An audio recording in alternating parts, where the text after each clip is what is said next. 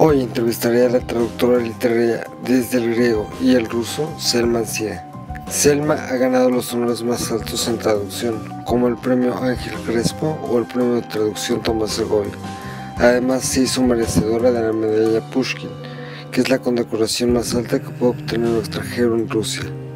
Ha traducido a Dostoyevsky, Tolstoy, Pushkin, Marina Tsvetaeva y desde el griego, junto a Francisco Segovia, al Nobel Yorgos Seferis.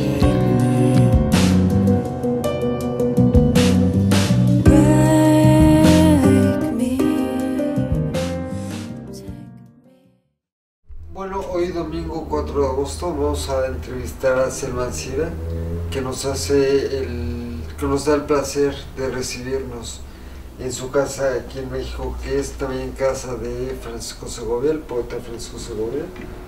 Y bueno, esperamos una charla interesante, porque yo también soy traductor, entonces hay traductores. Magnífico, muy bien. Muchas gracias. Selma Ancira, ¿cómo estás? Muy bien, muy contenta, Carlos. Muy contenta de estar contigo hoy. El gusto es mío.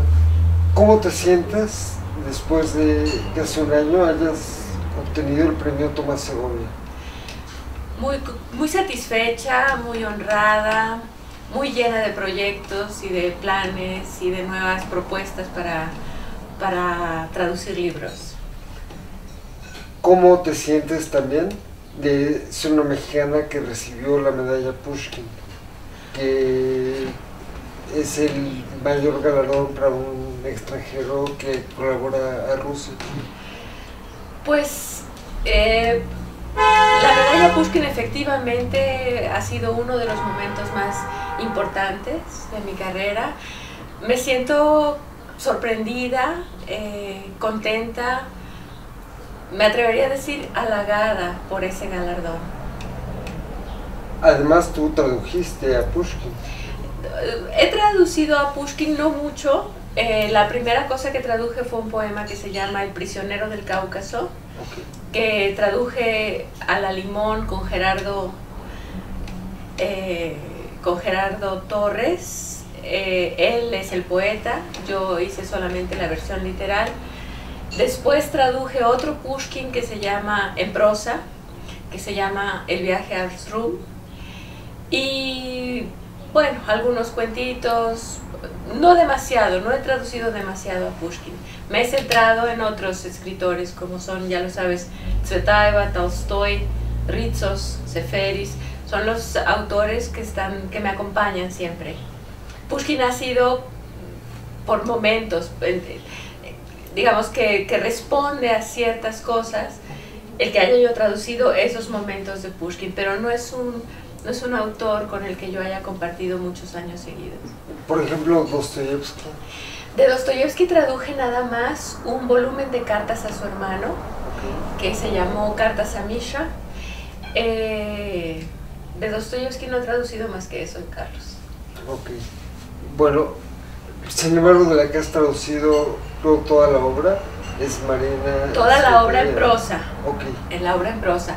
La poesía hemos traducido con Francisco Segovia algunos poemas, dos volúmenes hemos publicado ya, pero es mucho más mi trabajo en la prosa de Tsvetaeva que en la poesía.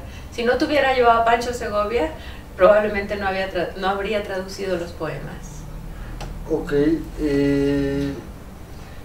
Pues tú, bueno, tu prólogo de este libro que se presentó la semana pasada bajo el sello de Ediciones Sin Nombre, explicas que tú estás en deuda o te sientes en deuda con Tsvetaeva. ¿Me puedes explicar? A ver, esa es una pregunta muy larga. ¿Tienes tiempo? Sí, seguro, seguro.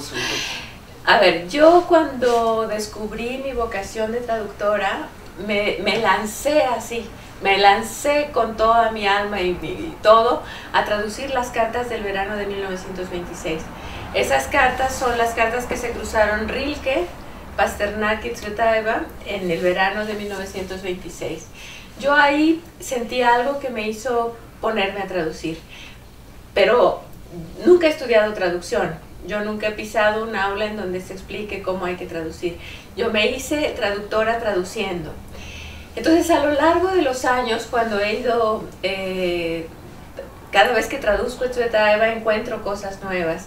Y como comenté, ¿te acuerdas? Justamente en el discurso de recepción, de aceptación del premio, comenté que yo siento que los autores te soplan, te dicen al oído cómo quieren ser traducidos.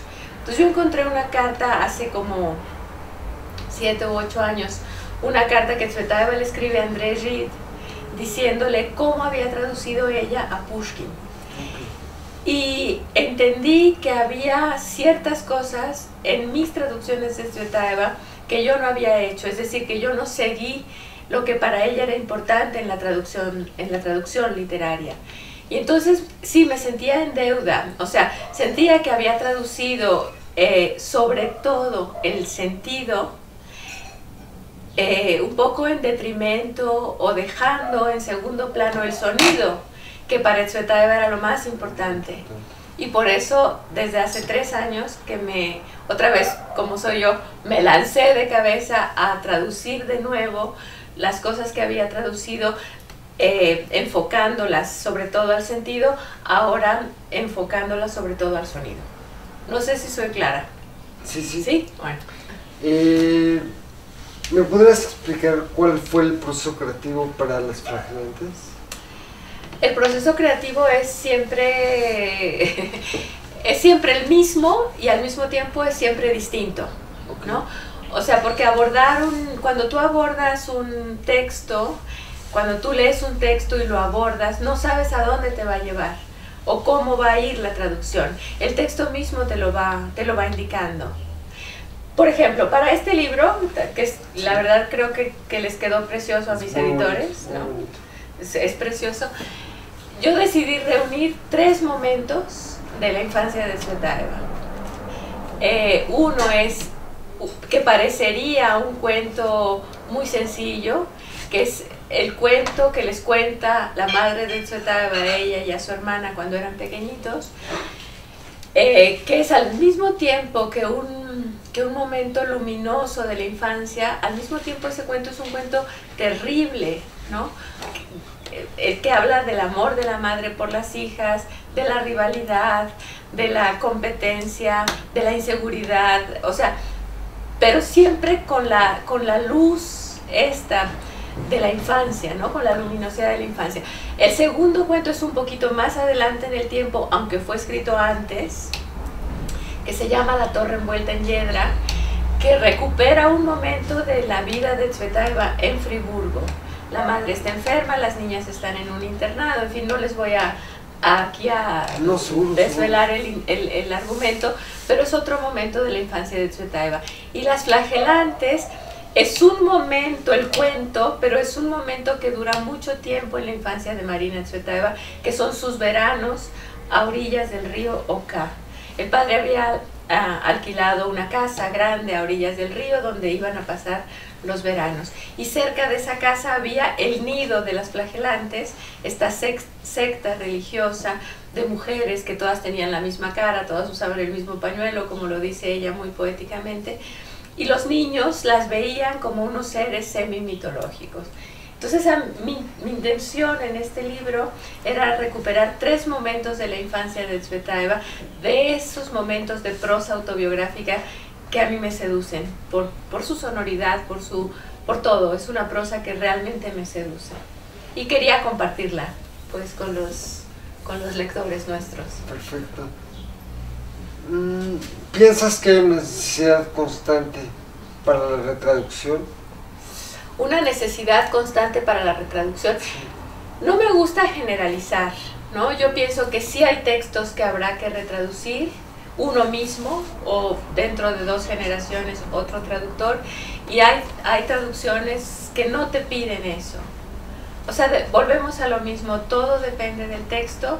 Si vamos un poquito más allá, depende del autor. No se puede generalizar en cuestiones de traducción, como creo que nada se puede generalizar, pero en traducción sí que no se puede generalizar.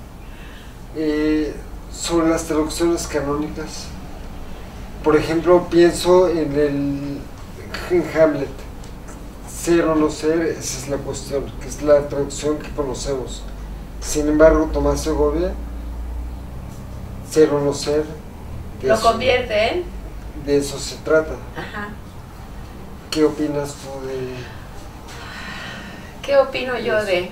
Mira, yo creo que cada traductor interpreta el texto a su manera y todos tenemos derecho a realizar una nueva interpretación. O sea, no creo que... en la vida todo es movimiento y también en las traducciones. Entonces a mí me parece muy... me parece muy bien que se haga una nueva versión, aunque ya exista una versión canónica. Además, sobre todo si viene de una pluma como Tomás Segovia, ¿no? O sea, no sé si alguien que empieza y quiera, pero una pluma como Tomás Segovia, o también hubo un momento José Luis Rivas traduciendo a T.S. Eliot, ¿no? Que dio un giro a Abril es el mes más cruel. Es José Luis Rivas, es su versión de T.S. Eliot, es válido, yo creo. Perfecto. Sí. Ahora, mira, yo veo aquí este libro de Chipre, que es precioso también, editado por Conaculta, en el que trabajas con Francisco Segovia. Hace muchos años que trabajo con Francisco Segovia, y este ha sido como uno de los proyectos culminantes de toda la historia de nuestra vida profesional en común, digamos. Yo empecé a traducir con Pancho Segovia cuando él vivía en España. De eso hace como 25 años, yo creo. Ya llevamos un cuarto de siglo trabajando juntos. Y entonces este libro surgió, nosotros acabábamos de traducir la poesía completa de Seferis en una edición que publicó Galaxia Gutenberg. Siempre como trabajamos juntos, Pancho y yo le hago una versión literal de los poemas, sea en ruso, sea en griego, se los leo, él escucha el metro, la rima, etcétera, etcétera, va buscando eso cómo podría pasar al español, a qué corresponde para el oído español el metro griego o ruso que han utilizado los poetas. Él elige, o a veces elegimos juntos, pero en general es él quien elige cómo los va a pasar, en qué metro los va a pasar al español, y hace ya su versión poética. Después me la lee, si se aleja mucho, bueno, trabajamos mucho tiempo, le dedicamos mucho tiempo a cada poema hasta sentir que nuestra versión es un poema ya como si fuera un poema escrito en español. Entonces acabábamos de traducir la poesía completa de Seferis, tenía yo en la cabeza todavía el sonido de los poemas, y llegó a Barcelona una antropóloga chipriota y nos dio una conferencia sobre la lengua griega en Chipre, y ella ilustraba su conferencia con fotografías de Seferis. Yo no sabía que Seferis era fotógrafo, lo descubrí ahí, y se me ocurrió este libro donde recuperáramos todo lo que Seferis había escrito sobre Chipre, sus cartas, sus diarios, las fotos, los poemas. Y bueno, pues rapidísimo, casi apenas llegué a mi casa le hablé a Laura Emilia Pacheco, me dijo que sí, le hablé a Pancho, le dije: Pancho, haz la maleta, nos vamos a Chipre. Nos fuimos a Chipre, escribimos un prólogo muy bonito, y el resultado es este libro, en el que tanto, mira, en Chipre nos dieron los facsímiles de los poemas de Seferis. Aquí este es un mecanuscrito, la letra de Seferis, los dibujos de Seferis, y en realidad es un tributo, nuestro libro es un tributo tanto a Seferis como al pueblo de Chipre, para quien Seferis escribió Bitácora 3. Sí. Perfecto. Ahora una pregunta, a propósito de lo que decías sobre escribir un poema que no parezca que es traducido, sino que está escrito en la lengua de llegada. Ajá. ¿Qué podría decir sobre la invisibilidad del traductor? Ahí está el chiste. O sea, mientras más invisible sea el traductor, yo creo, es mejor la traducción. O sea, si tú te tropiezas y dices, híjole, ¿no? Aquí se ve que no pudo el traductor, no logró traducir realmente bien, que corra la frase. Más bien que corra, no, que vuele. Las frases tienen que volar, sobre todo si son versos, ¿no? Sí. Pero aún en prosa. O sea, cuando la pluma ya vuela, cuando ya sientes que eso... que el lector no se tropieza, que eso está escrito como si tú lo hubieses escrito en español o en la lengua de llegada, como les gusta decir. Creo que ahí verdaderamente se siente el buen traductor, el traductor que no se ve. El que no se ve. Sí. Para mí sería, me lo han preguntado otros entrevistadores como tú, me han preguntado si sería maravilloso que se sintiera que esta traducción es de Selman Sira. Imagínate, sería terrible, ¿no? Que nada más abrieran un libro y dijeran, este es de Selman Sira. O sea, no siento que cada autor debe ser respetado. Y entonces ahí mi trabajo está en que se sienta Tsvetaeva, se sienta Ritsos, se sienta Tolstoy, con sus palabras, con sus giros, con sus manías incluso de escritura, cada uno las suyas.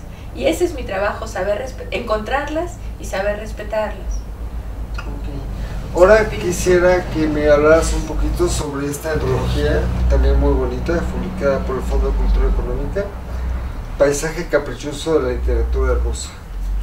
Con mucho gusto, sí. Que me la comentaras tantito. Este libro surgió a raíz de un proyecto que tenía México de llevar una semana de cultura mexicana a Perm. Perm en Rusia es la puerta de los Urales, está en los Urales, y llevaban hace un año, un poquito más de un año, fuimos a Perm con esta antología. La idea era que los rusos vieran a qué punto está presente la literatura rusa en nuestro país. Entonces me pidieron que organizara una antología con mis traducciones, o con parte de mis traducciones, que con lo que he traducido se hiciera una antología. Entonces, ¿por qué se llama? Lo pude hacer. Para mí también fue una sorpresa que se pudiera conformar una antología con traducciones que yo he hecho a lo largo de los años. ¿Por qué caprichoso? Es un paisaje de la literatura rusa. Empieza en Pushkin y termina en Bunin. O sea, abarca todo el siglo XIX y hasta 1940 más o menos. ¿Por qué caprichoso? Porque los textos que están en este libro no son los textos que entrarían en una antología.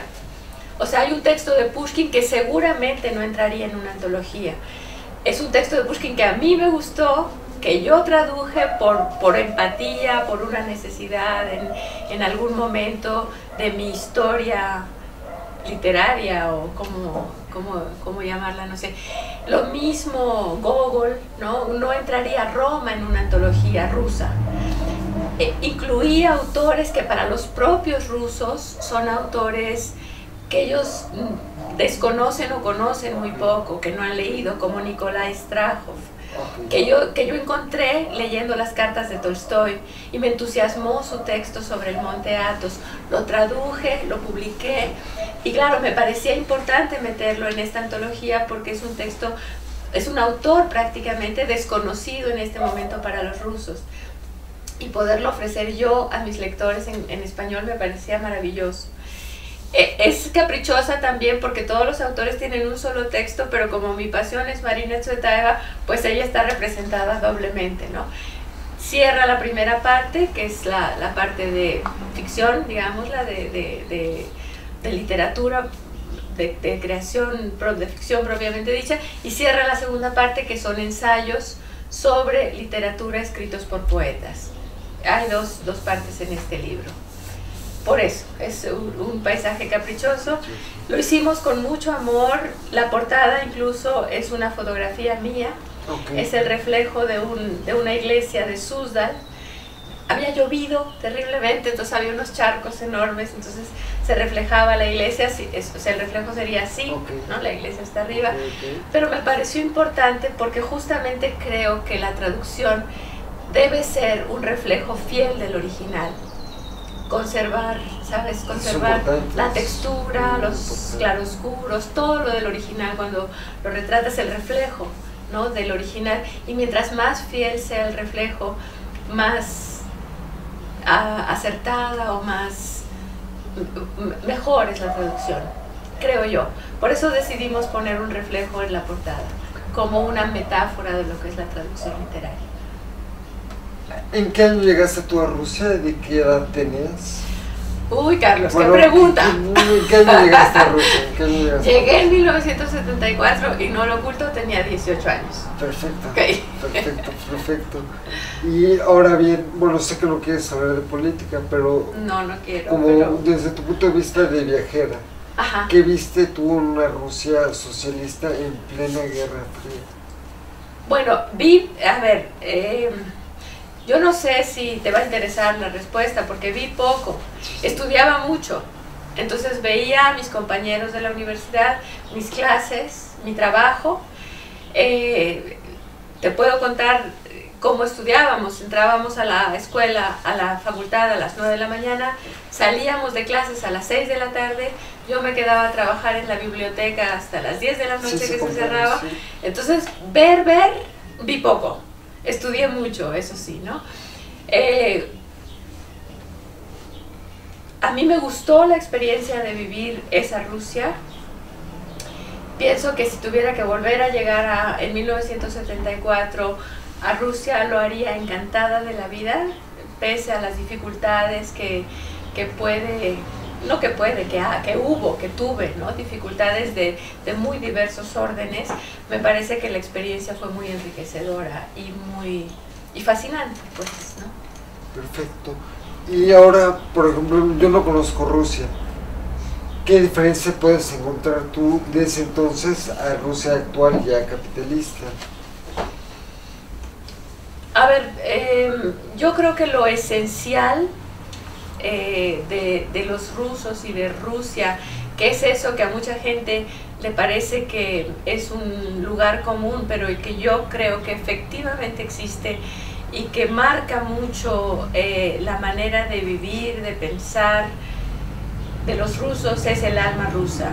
Y el alma rusa estaba en 1974, seguía en 1987 y sigue ahora. O sea, sí hay un capitalismo salvaje, sí hay unas diferencias económicas terroríficas, sí hay unos rusos que se salen, digamos, de lo que uno cree que son los rusos, piensa que son los rusos y que efectivamente son los rusos, pero es una parte quizás poco importante, ¿no? El verdadero ruso, el escritor ruso, el creador ruso, sigue siendo el que era y el que probablemente será, ¿no? Ok. ¿Qué pensarías sobre, qué me podrías decir sobre la interculturalidad? A ver, ¿qué quieres oír? Bueno, ¿cuál es tu opinión sobre esto? Si crees que esa puede ser la salida para los grandes problemas del mundo, tal vez solucionar las guerras, comprender al otro. Efectivamente, bueno, lo has dado tú, comprender al otro, que es mucho el trabajo del traductor. O sea, ¿qué hacemos nosotros los traductores? Acercamos una cultura a otra, tendemos puentes, ¿no? Y yo creo que eso sí es definitivamente muy importante. Cuando tú no conoces, puedes tener miedo, te puedes sentir amenazado, pero cuando conoces a la gente, cuando conoces las verdaderas intenciones, no lo que te venden, yo creo que ahí sí hay una solución, ¿no? Y tender un puente, conocer Rusia a través de sus mejores autores o conocer Grecia a través de sus mejores poetas, te va a permitir acercarte a esas culturas. Yo creo que es importantísimo eso, importantísimo. Mientras más encerrada está una cultura en ella misma, pues menos opción de diálogo hay, ¿no? Entonces, podríamos decir, bueno, ¿cuál sería tu opinión sobre el papel que jugará la cultura en este mundo marcado por guerras, crisis, problemas? Yo no sé cuál es el que jugará, sé... O el que juega. Yo sé que la cultura es muy importante, muy importante. Mira, te voy a dar un ejemplo de mi propia experiencia, porque de otra manera me sería difícil hablar. Traduje los diarios y las cartas de Tolstoy. Esos diarios y esas cartas se publicaron en México, se publicaron en España y han llegado a distintos países. Yo he recibido cartas de lectores dándome las gracias por haber traído ese material al español. Y dándome, siempre me acordaré de una carta que llegó a través de mi editorial española a mi correo electrónico, de una persona en República Dominicana que me escribe algo así como: le agradezco mucho que haya traducido estos diarios y estas cartas de Tolstoy, porque tengo 60 años y me di cuenta de que no he vivido bien, de que tengo que cambiar mi vida y aún tengo tiempo. O sea, lo que ha hecho Tolstoy a través de su literatura, de sus diarios, de sus cartas, de hacer recapacitar a una persona, de abrirle puertas, de que se dé cuenta de que no iba por el buen camino, según Tolstoy. Yo no digo que ese sea el buen camino, pero ese es el que él elige como el buen camino en ese momento, y que diga, puedo recapacitar y aún tengo tiempo. Para mí ha sido uno de los premios más grandes a mi carrera.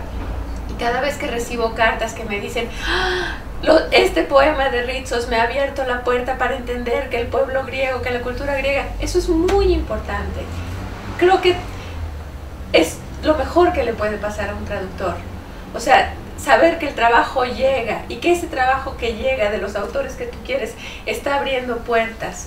Está abriendo puertas no solo para que nos entendamos más los hispanoparlantes con los grecoparlantes o los rusoparlantes, sino para uno mismo, para el camino de uno mismo, que es muy importante.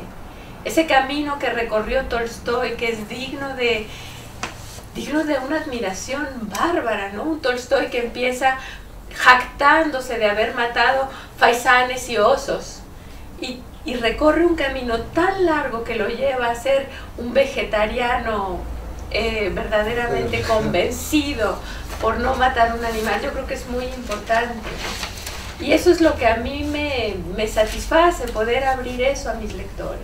Bueno, a los lectores de Tolstoy, que también son los míos. Seguro. Sí. Seguro. ¿Tú eres la voz en español de Tolstoy? Bueno, de una parte, textos, de alguna parte, del Tolstoy íntimo, que me gusta decir a mí, perfecto, de la prosa íntima de Tolstoy, sí. En parte, ¿no? Porque también traduje La felicidad conyugal, que es una novela muy bonita, traduje La tormenta de nieve, que te lleva, ¿no?, a la Rusia nevada, a la Rusia decimonónica, con los caballos de postas, en fin, te traslada a mundos y te hace pensar en muchas cosas, ¿no? Ahora, bueno, quisiera que me comentes un poquito este libro que está escrito en griego, traducido al inglés. Se llama The Sea. Sí. No sé cómo se pronunciaría. Thalassa. Es en griego. En griego, Thalassa. El mar en griego. El mar en griego. Y bueno, quisiera que me explicaras un poquito, porque veo muchas fotografías. Esas son mías. Genial. A ver. Sí. A ver, este libro está escrito, el texto es de una poeta chipriota, okay, amiga mía, que conocimos, Pancho Segovia y yo, cuando fuimos a Chipre en busca de las huellas de Seferis para este otro libro. Niki Marangou, la poeta que escribe el texto de este libro, nos llevó a muchos lados, nos llevó a Kerinia, en español Kerinia, no sé, nos llevó a la parte turca, a otras partes turcas de la isla de Chipre, nos dio de comer cuando llegábamos cansados y friolentos, llenos de frío en su casa, y yo me hice muy amiga de ella. Y en un momento dado, el verano pasado, justo en esta época, hoy, en principios de agosto, estaba yo en Chipre, y una mañana salimos a nadar, teníamos un departamentito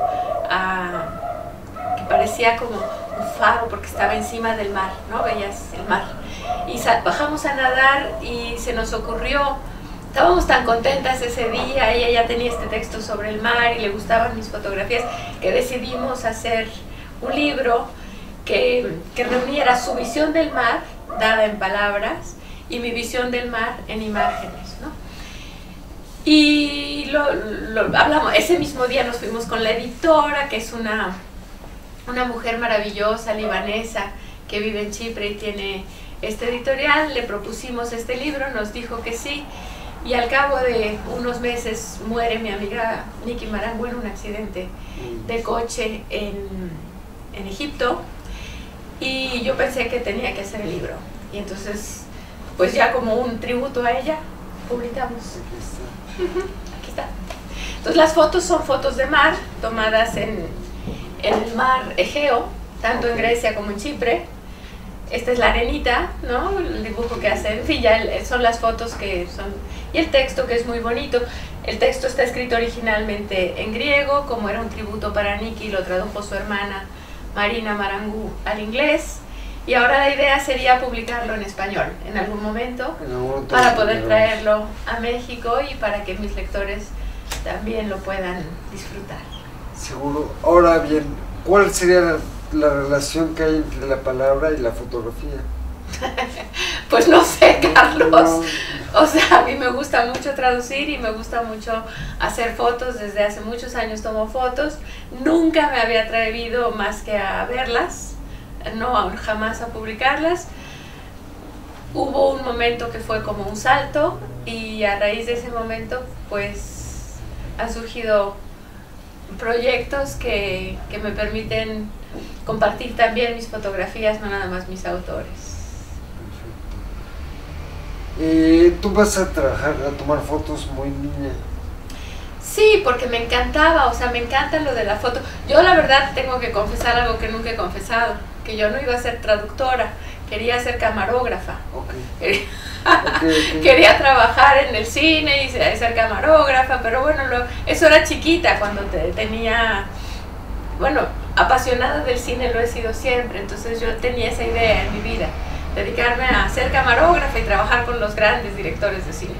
Pero eso no se dio, porque la vida te va llevando por distintos caminos, y al final me dediqué en cuerpo y alma a la traducción literaria. Pero sí he querido siempre hacer fotos, y las he hecho. Empecé con cámaras chiquititas, después llegando a Rusia me compré una Zenit analógica, después me compré otra Zenit, después llegó una Nikon a mi vida, y bueno, y así he seguido siempre haciendo fotografías. Qué bonito. Bruce Davidson dice: podría ser ambas, mis lecturas y mis escritos, con una cámara.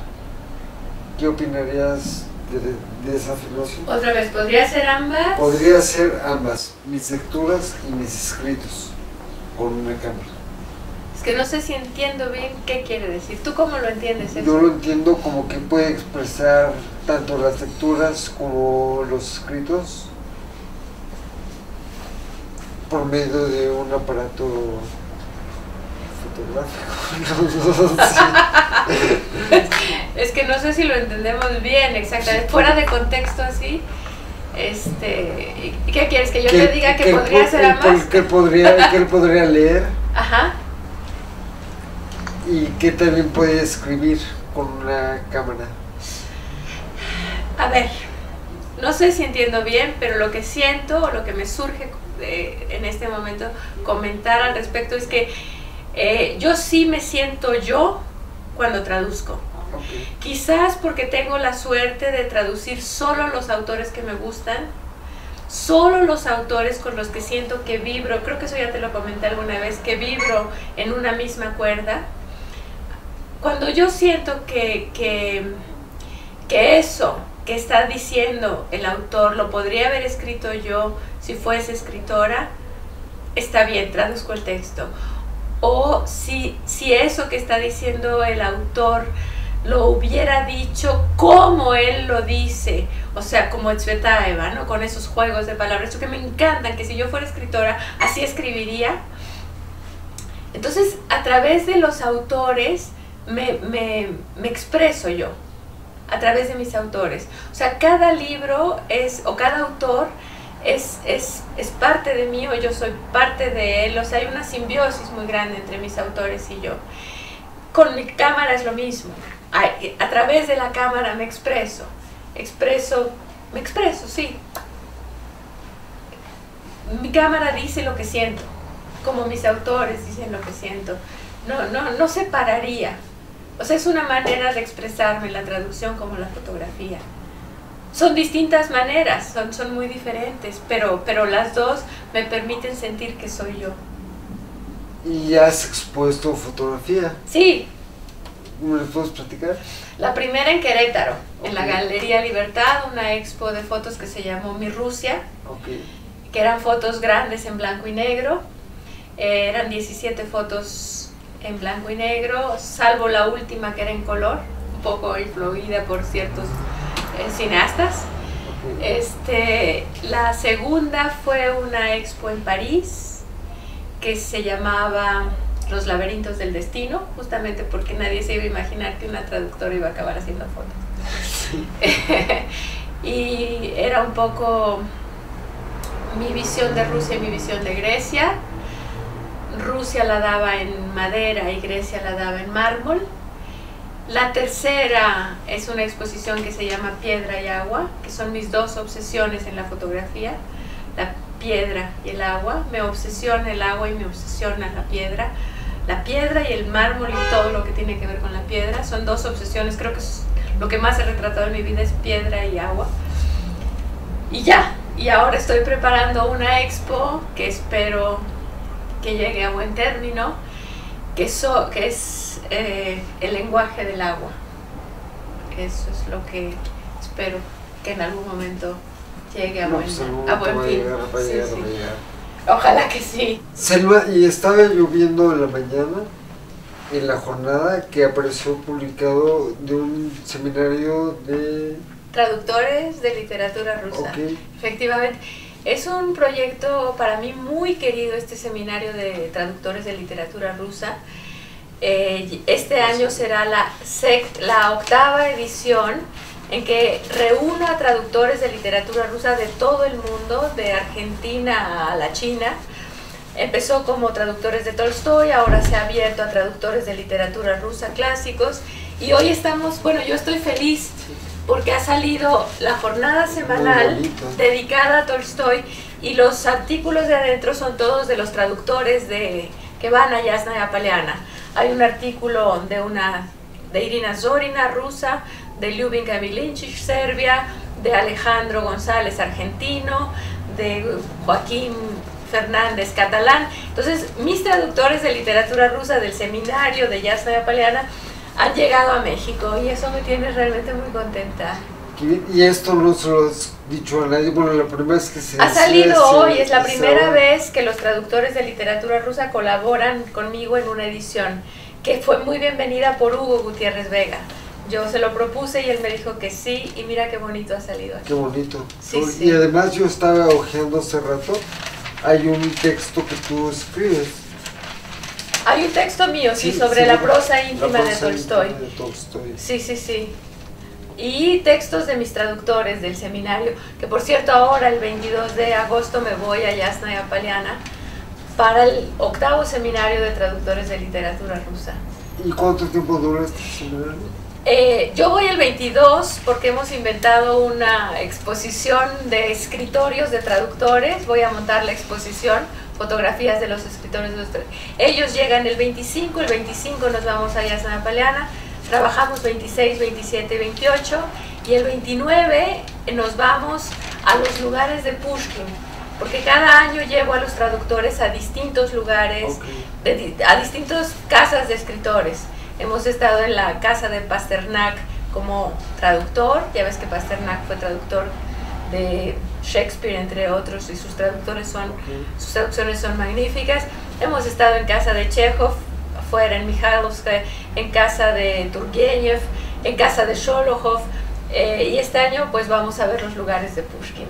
Genial. Sí. Y me viene a propósito lo que decías, una cosa que también leí que tú habías escrito en algún momento sobre caminar las palabras, sobre... Claro, porque para mí es muy importante como traductora estar en los lugares de los que habla el autor por un lado y en los lugares donde vivió el autor por el otro, porque entonces las palabras adquieren textura. Palabras que son solo un conjunto de letras se transforman en vivencias, en imágenes, en olores, en sonidos, y eso aporta mucho a la traducción, creo yo, o al menos para mí así es. Bueno, ¿quisieras agregar algo sobre...? No, Carlos, solo darte las gracias por esta oportunidad de estar contigo. Muchas gracias. It's all right, it's all